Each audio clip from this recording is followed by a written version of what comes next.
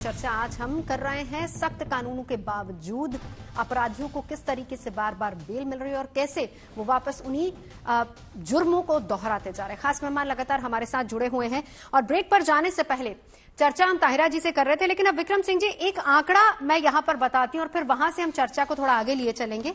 दो आंकड़े रातर, एक तो कानून बदला लेकिन उसके बाद हालात किस तरह के हुए। पॉक्सो एक्ट आया 2012 में, उसके बाद देखिए 2018 में 33,356 मामले रेप के सामने आए, 2019 में 32,032, 20 में 28,046, 2021 में 31,677 और 2022 में 31,516 बलात्कार के मामले।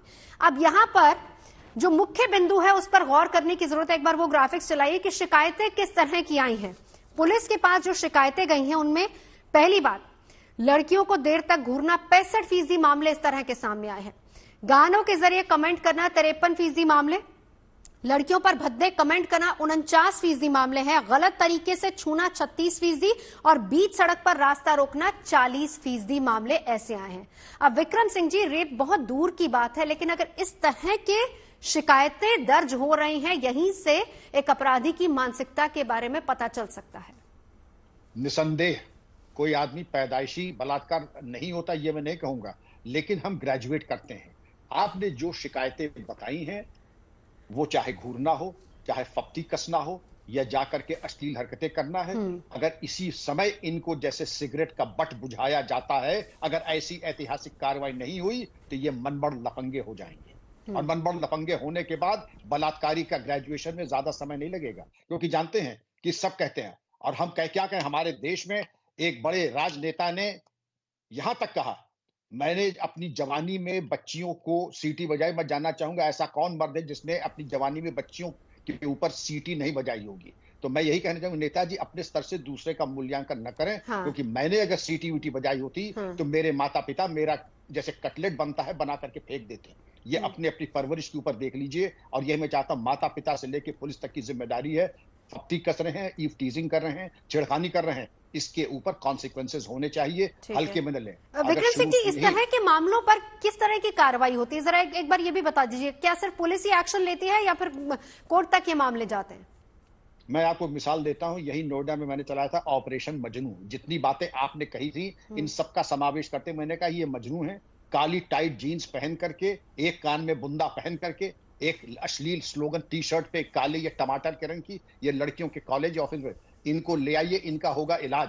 तब तत्कालीन जो आईपीसी थी और भारतीय न्याय संहिता आज के में सुसंगत धाराओं में किया, अखबारों में इनकी फोटो, माता पिता का नाम पता दिया, और इनको जिसको कहते हैं नेम एंड शेम।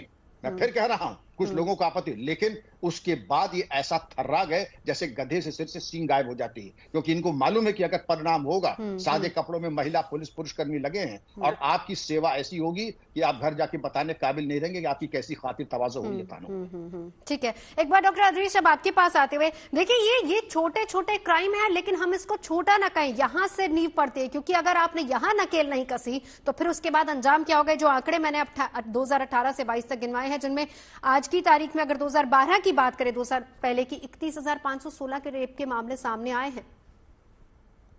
देखिए, ये जो हमारे पूर्व डीजीपी साहब ने कहा, मैं इसको दूसरे एंगल से देखता हूँ जी।